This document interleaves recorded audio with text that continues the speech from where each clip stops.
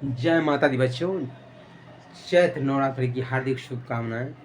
आज हम लोग एक सिंपल सा कंसेप्ट समझते हैं जो कि रिमाइंडर थ्योरम यानी शेषफल प्रमेय का है।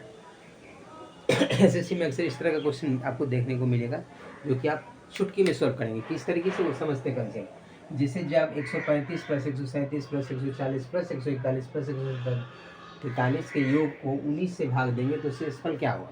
So simple.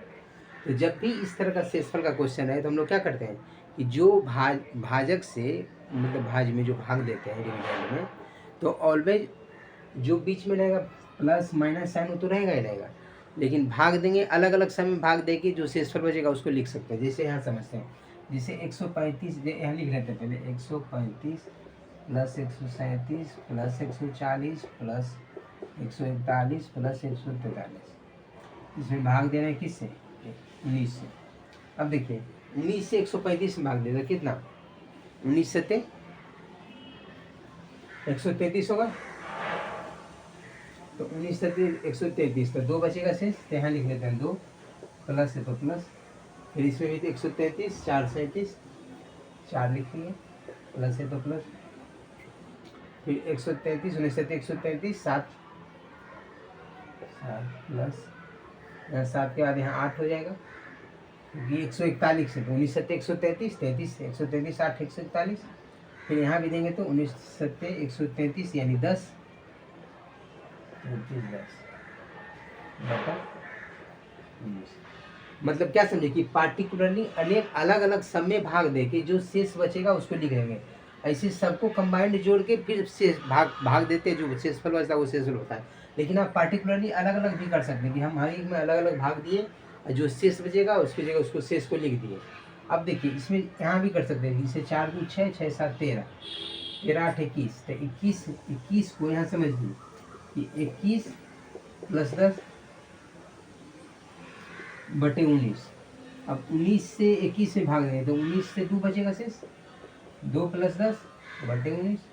यहाँ से अगर शेष बोला जाए तो क्या हो गया, 10 प्लस 2 यानी 12। सो सिंपल कि जब भी जो जिससे भाग दे रहे हैं यानी भाजक से जब ऊपर वाला जिसमें भाग दे रहे हैं जब छोटा हो जाए तो वही आपका शेष कराता है, यहाँ शेष के बराबर 12 आ गया। उसी तरीके से देखिए जब भी ये भी क्वेश्चन सेम है कि ये 14 प्लस 15 प्लस 17 प्लस 19 18 से भाग देंगे तो शेष क्या बचेगा।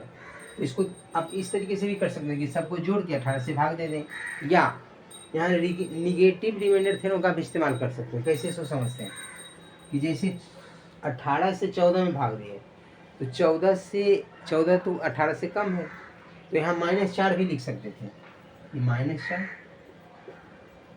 बीच में प्लस है तो प्लस दे दिए। फिर 15 में 18 से भाग दिए तो 15 18 से छोटा है, कितना छोटा 3, तो यहाँ भी -3 लिखिए। फिर 18 से 17 में भाग दिए तो 17 18 से 1 छोटा है, तो यहाँ -1 लिखेंगे। फिर प्लस है तो प्लस देते हैं।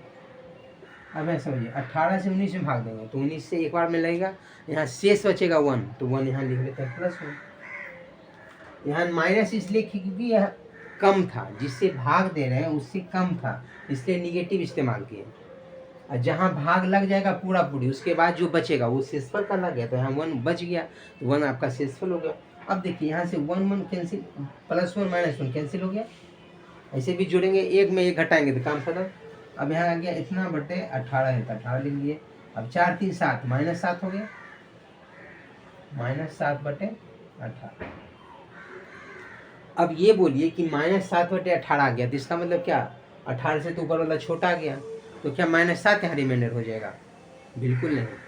कभी भी माइनस यानी निगेटिव में रिमाइंडर नहीं होता है, क्योंकि भाग देंगे तो भागफल जो लगेगा पूरा पूरी, उसके बाद शेषफल जो आएगा वो भी तो पॉजिटिव आएगा, कभी निगेटिव नहीं आ सकता।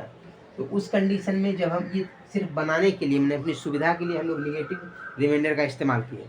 तो अब फाइनली अगर हम शेषफल लिखना चाहें तो क्या करेंगे, शेषफल बराबर शेष बराबर जो ऊपर वाला है इसमें घटा लेंगे, मैंने जो भाजक है उसमें निगेटिव वाला जो शेष बचा उसको घटा लेंगे।